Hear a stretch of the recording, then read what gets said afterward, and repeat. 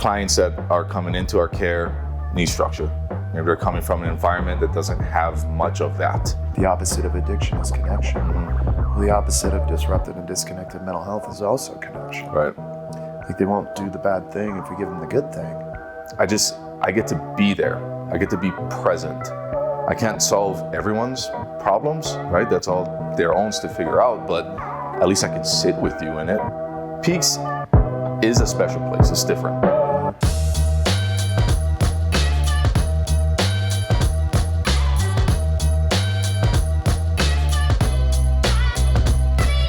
Hey everybody, and welcome to another episode of Finding Peaks Recovery Centers. Your host, grateful to be here today, Christopher Burns, President, Founder, CEO, Recovery Cheerleader. I'm just on fire today. I'm really on fire about 2026. I'm on fire about raising the standard of care within Peaks Recovery. The internal standards are raising, the vibration is raising. I can feel it. I just came from the facility, celebrating a lot of wins today.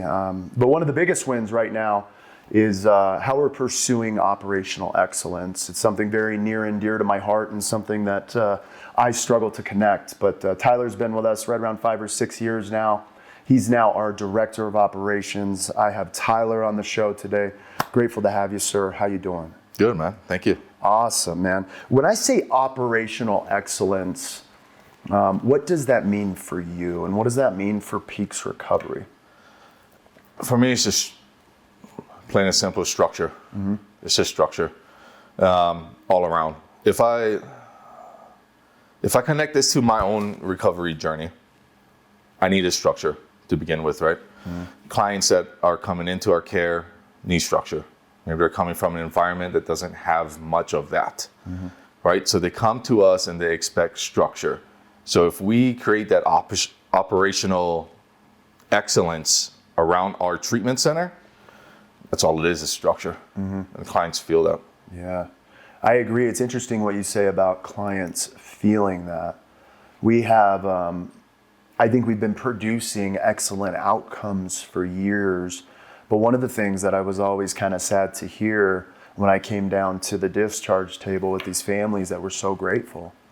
And these are families that have spent quite a bit of money with us and walked through the family program and been with us a considerable amount of time. Something they would always harp on is this was excellent care. I don't know how you guys do what you do. Really awesome. Grateful to have my loved one back. But boy, you're unorganized. Yeah. You know, and I admit that humbly and proudly. And so inserting you into that role is something that you're very, very passionate about through the structure of your recovery, because it not only informs operational excellence, but like safety. Right. And that's an undertone kind of vibration for people. Right. That's hard to quantify, right. You know, from an operational perspective. So grateful to have you in that role, man. How has the transition been from case management? What have you brought from case management because case management is like connected with everything. Yeah. You know, you get bird's eye view into everything. How are you taking what you learned in case management, integrating it into the operational side of things? Well, I was just speaking about this before we started here. Mm-hmm. With case management, you know, we're managing the clients, we're managing the caseload. You step into the operational role, and now we're managing staff. So not that much of a difference, mm-hmm. right? It's just on a bigger playing field, more bird's eye view. Mm-hmm. As a case manager, yeah, you dip into every department, mm-hmm. because you're connecting with the client, you're connecting with the provider, the therapist, even outside organizations. So you get that bird's eye view of how everything operates, mm-hmm. right? And for me, it's like, okay, maybe this can be tweaked, maybe this can be tweaked. I think this could flow a lot better. Mm-hmm. So stepping into this role, I get to actually implement it and play it out. Mm-hmm. Yeah, it's really cool when you can kind of like zoom out. Right. It's kind of like an org chart game, if you will, to make sure the right people are in the right decisions. And it's interesting today because, you know, we often get stuck in a phrase, I think in our industry and in business in general, about, you know, a year ago we went through layoffs, but I was talking more about optimization. I wasn't necessarily talking about cutting the team, even though that was a little bit about what the story was in community. But Right. it was really about client care and an emphasis on optimization and the integration thereof. Right. When you have too many people in too many places, we can't do the work necessary or the work in front of us, and we can't adhere to the job description. So having you come in and really fit that well Right. creates teams and systems that can do the job and perform at a high level. Yeah. Yeah. And I mean, we can always tie this back to recovery, right? For myself coming out of treatment, go to AA meetings, do this, do that, meet with this person, go to this, go to that, right? So it's throwing a bunch of things at you, right? When really we just need to stick to the foundation, right? Stick to the foundation, which is therapy and working on myself, right? Time for myself, meditation, setting up that morning structure and routines, things like that. Really the foundation. We don't need all this extra things. It might look nice, it might feel nice, but I feel like that just operates on emotion, Yeah. right? This doesn't feel right, so let's throw this at it. When really it's foundation and structure. Yeah. You bring up something really cool in regards to leadership in the way that we show up, like consistently. Yeah. And that is something that early recovery really teaches you is to do the same thing over and over and over and over and over, and then do it over and over and over. And then when you're done with that, do it over and over and over. Right. We're very, very good at that. Yeah. It's like indoctrinated and ingrained into Yeah. the foundation of our being. Yeah. So coming into that role, and some of the best operators I know, man, are in long-term recovery. Yeah. They just see it clearly. There's this phrase, I'm not even going to try and say who, maybe it's a Buddhist phrase. I've said it on the show before, you've probably heard it. But it essentially says, when things are good, we chop wood and carry water. When things are bad, we chop wood and we carry water. Right. We don't stop. And that's something that's been really, really cool for me in this season. And I've never been able to connect with that in any other season, personally or professionally. What I used to do is I'd chop wood, carry water. When things got good, Yeah. I'd let someone else chop wood and carry water. Yep. But today, it's this very cool thing in our director room and in our teams where we have people showing up one day at a time, chopping wood and carrying water. And even when things get good, we just chop wood and carry water. And then when they're bad, we just chop wood and we carry water. Right. And that's the consistency that we're talking about. And that's something that's really been highlighted in this season for me, the benefit of that relentless approach to not just passion and purpose, but client care, dude. Yeah. You know? Yeah. And I mean, the way I'm approaching this is the main objective is the clients feel it. Starting as a BHT, right? Starting as moving on to a case manager. You get the reports from the clients, right? Different reports than as a director now that I get from clients. When you're on the ground level, you hear, kind of the truth from the clients. And, and it seemed all over the place, if I'm just being honest. Yeah. We would ask the same question to 6 different people, get 6 different answers. And that's fine. It's not a reflection on the staff that we have, it's just a reflection on the system, right? And so just making something solid and structured in the time of good time, the time of bad time, this is what we do, and this is what we do always. It's not proactive. Yeah. Yep. Yeah, that's a really, really good thing. It's we've been so reactive in the past, Right. And that decreases safety. Yep. It decreases connection. And it's really important too, is I say it all the time on the show. It's just like, I just want to keep bringing it up because I don't hear people talk about it enough, but like people are making the most courageous decision of their lives. They're trusting strangers with their care. Right. They're walking in to live with you. Right. Like that's got to be a magical moment that matters. Yeah, It really does, dude. We better know what we're doing. Yeah, you shared something really cool before the show, and it's like I talked about the small victory that we had, but maybe you talk about it. Like you had the opportunity to sit with a guest. You've been to 7 or 8 programs, probably all substance abuse treatment centers. Yeah. So what we did with our intake process, right? The initial intake, client walks in, we greet the guest. What we did was remove all the administrative task in that first hour that the client is on the property, right? And we really just connect and we ground. Oftentimes we see the guests coming in with their family, so we get to connect that way, right? Because not only is it scary for the guests, it's also scary for the family, right? They're handing over their loved one to us in our care, right? So if we can just sit down in our new intake room, nice, got some water fountains going on. There you go. It calms them, right? It's not here, sign this, sign that. Here's a policy for this. Here's a policy for that, right? And so this guest that we're talking about just kind of explained, hey, I've been to 7 or 8 treatment programs, and this is the smoothest intake process I've been a part of. I think he also mentioned, I feel like you guys really know what you're doing. And it's just that connection piece, right? And that's where operations can step in, right? How do we make this go a lot smoother? Yeah. Not only for the staff, but for the client. And when we pull back and we see the whole system laid out, we see the client's journey, Yeah. right? We see any bottlenecks, we see any hiccups, any friction. Client will usually get stuck here. Why don't we take out all the intake forms and move it later, right? We just hit the essentials right now. Yeah. And the client feels that, and now we got proof of that. Yeah. Yeah, it's a huge deal, and it feels so simple. But it's like, well, let's fix the light in here. Right. Let's right. have a little water thing, man. Let's get some distilled water in the corner. Yeah. Let's do the simple shit. Let's not have a computer, not a desk. Yep. Let's not block the energy. Right. Let's sit on the couch. Let's be a real human. Let's get an iPad. Let them know, yeah, I got some shit here. We got to sign it. But like otherwise, like this is your show. Right. It's your show. I'm here for you. Right. I'm going to serve you. Right. Man, that would be a diabolically different experience than I had when I walked into treatment. And the program I went to, I thought was really great. You know, it's just those small things, man, integrate humans in a deep way. And if we go back to like 2018, I think it was 2018 when Simon Sinek came out with the opposite of addiction is connection. Well, the opposite of disrupted and disconnected mental health is also connection. Right. Like they won't do the bad thing if we give them the good thing. Right. But we got to work hard to show them that it's still a good and valuable thing in their life. Right.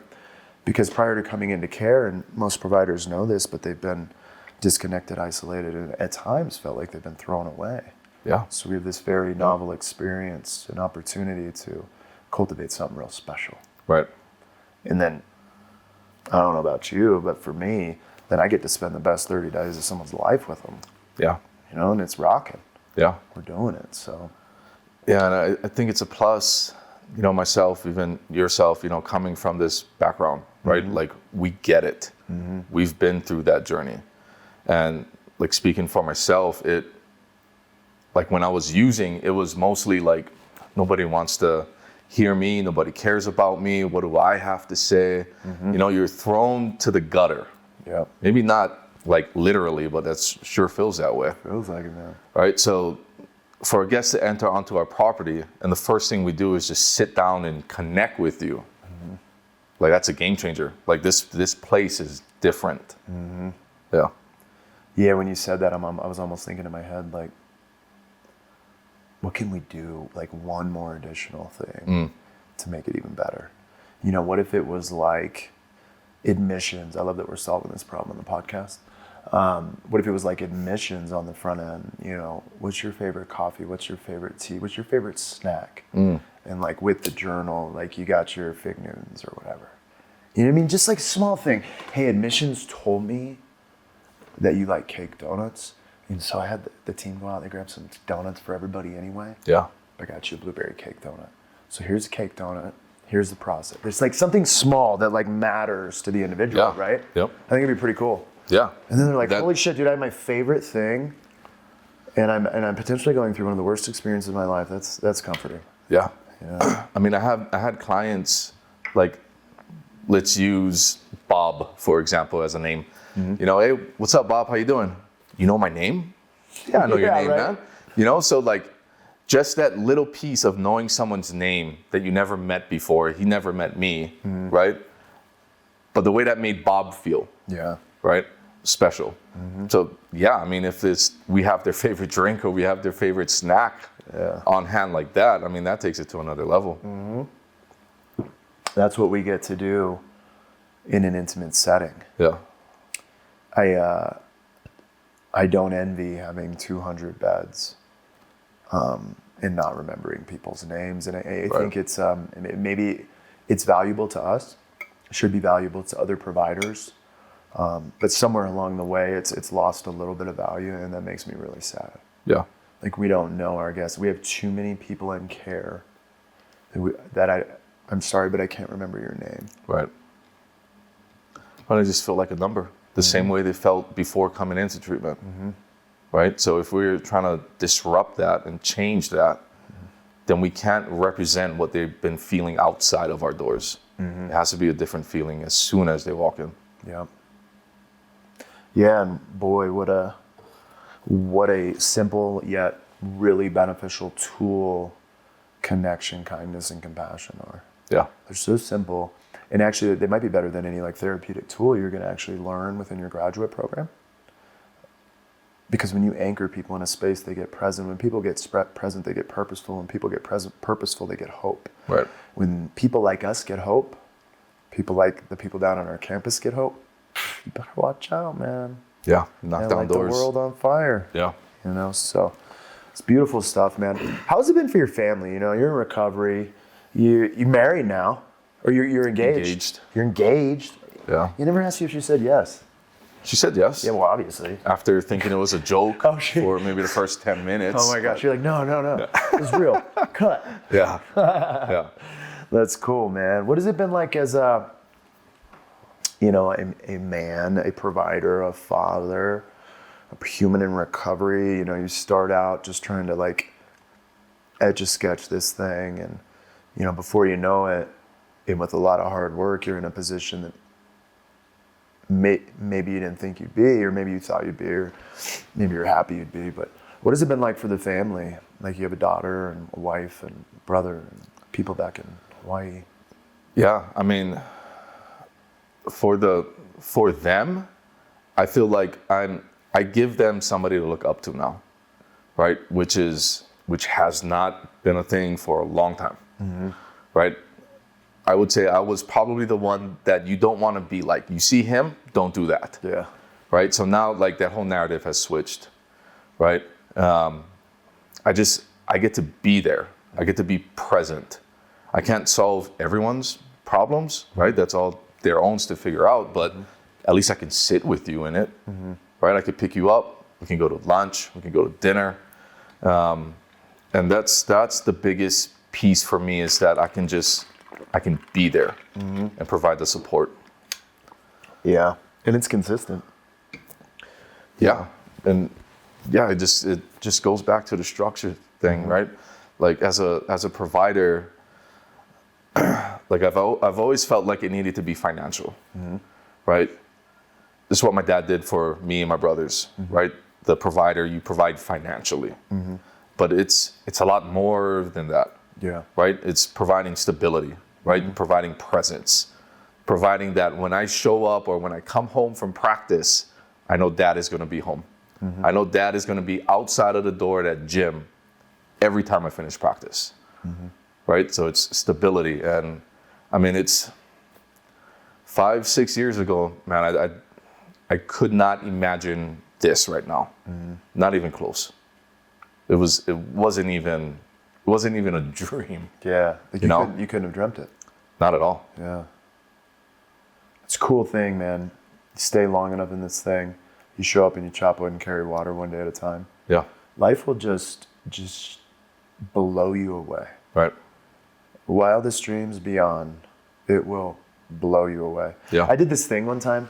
I moved from, maybe I've said this on the podcast, Kuv, but I did this thing, right? Because I'm like 6 years into the field, about to get my undergraduate degree in counseling, but then this opportunity to go do peaks opens up. And I remember I bought, because I had it like that, I was buying stuff on Amazon, and I bought these coffee filters. Have I ever told you this story? No.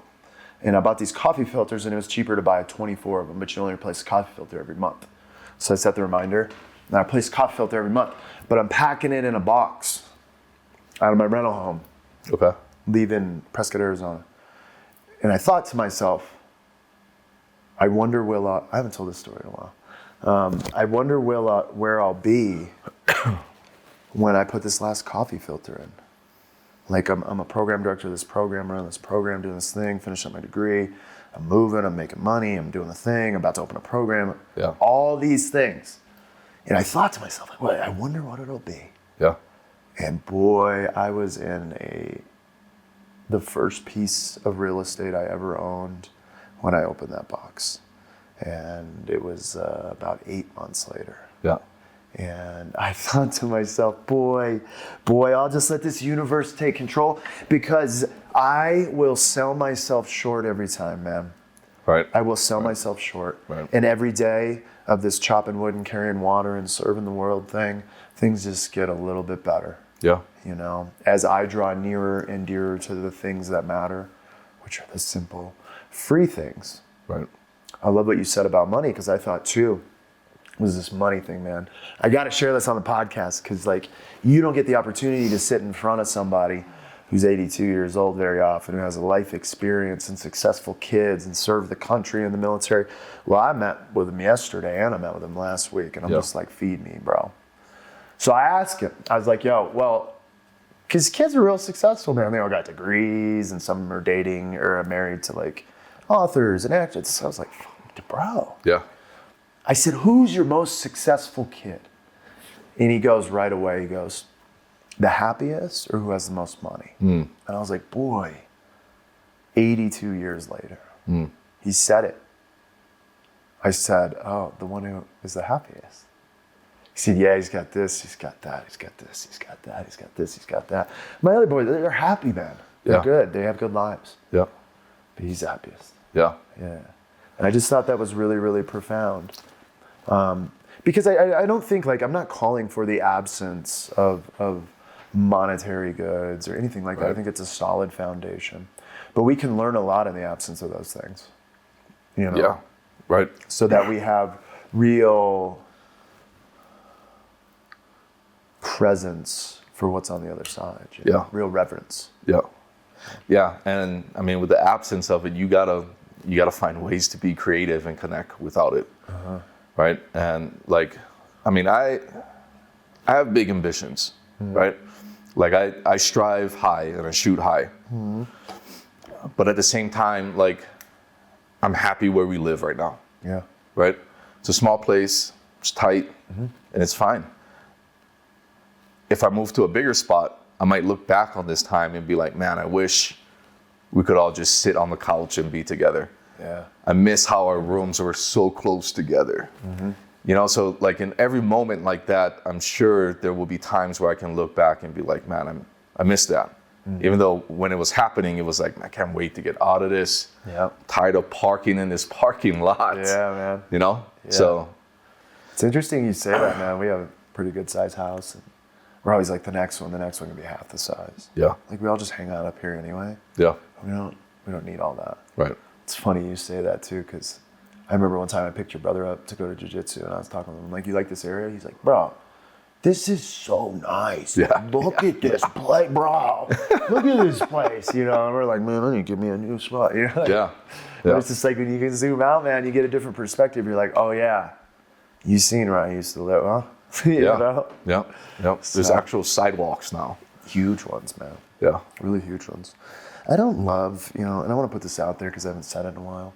I don't love running on the sidewalks. It's bad for you. But yeah.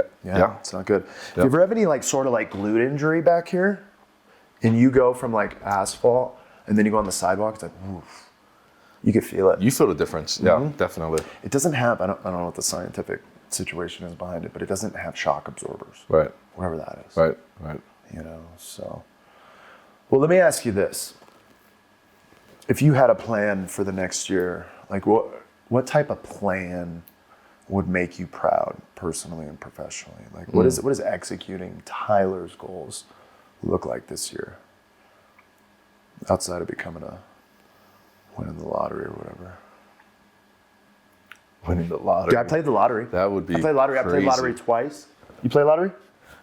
Play lottery? It was like 600 million. Yeah. It was insane. Yeah. Dude, take a 30-minute on that. Think about that Yeah. for a moment. you Yeah. know? I mean, I guess outside of winning the lottery, Yeah. I think it's just to continue the balance that I have with my family. Right? And balance is like a hard word to define. I mean, some days it's work, right? Some days you can chill and you can relax, maybe watch a movie. So balance is hard to define, but it's just, I want to continue to be there for my family. I haven't missed one of my daughter's volleyball tournaments yet. I want to continue that, right? So like with this new role and with the ambition that I have, with the changes that I want to make, that we want to make, I can get lost in it, right? And there's days where I just love to stay in the office till 7 p.m. Just right? And not come out when it's dark, arrive dark, leave dark. Yeah. I love that, right? And I can get stuck in that, right? So my goal is to just remain the dad that I've always been, despite all these external things that are changing. Yep. I like that, man. You got to bring them up the hill with you. Yeah. You got to bring them up the hill. That's one thing I learned as a young entrepreneur was I was scaling this mountain, scaling the shit out of it, and then nobody was there. Yeah. I'll bring them with you. Yep. You know, I like that goal. I'm really, I was driving over here and I was thinking, I was like, you know what? I am just so excited. I'm so excited. I'm so pumped up. And then a thought came into my mind, was like, why, Chris? You don't even pay yourself. And I was like, even fucking better, man. Let's go. You know, like, let's go. We are in the rhythm. Right. We are in the groove. Right. And frankly, it feels like we're just getting started here in year 12. Yeah. You know, grateful to have you in the position you're in. So grateful to have you on the show. Anything you want to say to the people before we exit here? I know I put you on the spot like that. I would just say it like, and it's hard to say it, right? Because I talk to clients about this all the time too. And it's hard to get your point across because, I work for Peaks and I'm an employee there, right? And like whenever I say like, Peaks is a special place, it's different, right? So it's hard to push it because I work there, but it is, you know, and just the connection that is there. You know, I see the behavioral health techs, right? Just connecting with clients, right? You got an issue, you're not just a number, we're not just gonna pass you off, we'll take the time to figure this out with you. And even in leadership and, you know, as a director, if there's anything that we miss, we'll own up to it, right? Like I know other programs that would be, and put it back on the client if something is missed, right? Like, hey, this is our fault. It's something we missed. We'll make sure we get this handled. Yeah. You know, and it's the little things like that. It's just treating people like people and not just a number and not hurting them through any program. Yeah. I mean, that's what I would want to say about Peaks, that everyone cares there. Everyone has their story that they're leaking out into their work. Yeah. I love that, man. And they found a way to do it in a really synchronized, efficient way. Right. Because in the past, it was like, let me just sit under this tree and do this thing. And it's fine. But now it's in the flow. It's just built and packed into the flow are these touch points that you're talking about. And I love that you mentioned the BHTs too. We got to get them on a show. I was talking with Tyler about it before we got on here. And I was like, he's like, why don't you get these people on? And I was like, honestly, I've been talking with them about it for a couple months. They're just so valuable on campus. I don't want them to come down here. But we got to get them on, man, because your point is solid. From the ground level troops, oftentimes a position that's overlooked, underpaid, and overworked, is now being attuned with, seen, valued, and heard in Peaks in a really, really cool way. In the output we're getting on the ground level by those freaking warriors is something fierce. Right. You know? Yeah. And that's powerful, man. Yeah. Because we're very reliant on them in a lot of ways. Yeah, definitely. Across the board. Yep. So, well, all right, y'all. Okay, man. Man, let's wrap this up and let's get back to saving lives one day at a time. Yeah. Grateful to have you on. We'll have you on again. Definitely going to get the BHTs on here shortly. Some of the team members, man, talk about how they're rocking and moving throughout the day. Again, appreciate you. Until next time. Perfect. Thanks, Chris. Yo, people, check us out. Podcast, YouTube, you know the drill. Until next time, stay beautiful and blessed. Peace.